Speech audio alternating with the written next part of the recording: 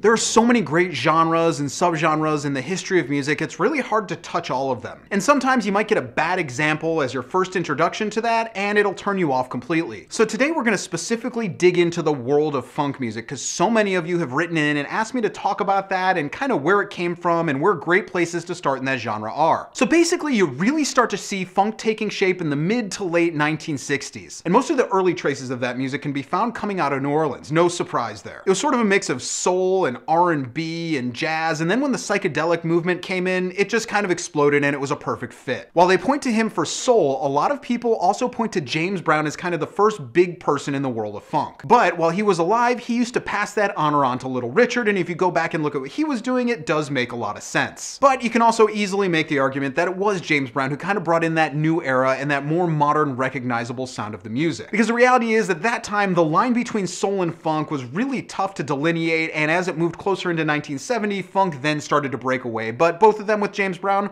perfectly acceptable thing to say. Around that same time, you get folks like Jimmy McGriff, Dyke and the Blazers, Tower of Power, of course Sly and the Family Stone. It starts to pop up in a lot of different places. And it's those artists that basically brought funk music into the mainstream. But let's be honest, whenever anyone says the word funk, there is one person who's absolutely synonymous with it. George Clinton. You just don't get funk music without Parliament and Funkadelic, and their releases in the first half of the 70s are some of the greatest albums ever made. Since that point, you can hear funk in disco and parts of jazz, you can hear it in hip hop. Once it's established, funk runs through every single genre possible. Hell, you can even hear it in hardcore and punk. So that's a really brief history of how funk started. We'll delve into it deeper maybe another time, but here are some albums that are a great place to start with the genre. First up is Parliament's Mothership Connection. To me, this is a be-all, end-all desert island album. I've gone on and on about it extensively right here, and this record to me kind of explains funk in its purest form. The grooves, the soul, the chill, the fun, it's really all there. This to me is the quintessential funk record. For a bit of a different spin, check out the band Trouble Funk, as they're really what go-go funk was all about. And while their studio recordings are definitely good, if you can find the live release, it was put out on Infinite Zero back in the 90s, it's extraordinary. You'll definitely feel the good times vibe to it, and that music quickly becomes irresistible. You gotta know Trouble Funk. Now, it goes without saying that you can grab pretty much any James Brown album and there's going to be a good serving of funk. But for me, it's Live at the Apollo Volume 3, Revolution of the Mind. That is one of the greatest live recordings ever. And more importantly, his backing band, the JBs, they're outright deadly. This is the best incarnation that band ever had, and they are at their best. They go all over the place on this record in terms of funk and soul, and live funk is tough to top, and this record proves it. Now, a lot of you would probably come after me with pitchforks if I didn't mention the Meters, because when it comes to funk, you have to mention the Meters. Most specifically, their self-titled debut. That to me is funk perfection as well. This to me is a true party album, because you kind of gotta get up and dance. I don't know if you can physically listen to this record and sit down. It's really tough. And also, the drumming on this record is something you're never gonna find anywhere else. The rhythm here is so amazing. Even if you're not gonna check this out for the funk, check it out for the drumming. It's one-of-a-kind performances. Now, Curtis Mayfield's Curtis album comes a bit later, and I know a lot of people would go for the live Curtis record, and that's fine, but I think if you're looking for an understanding of funk in that time,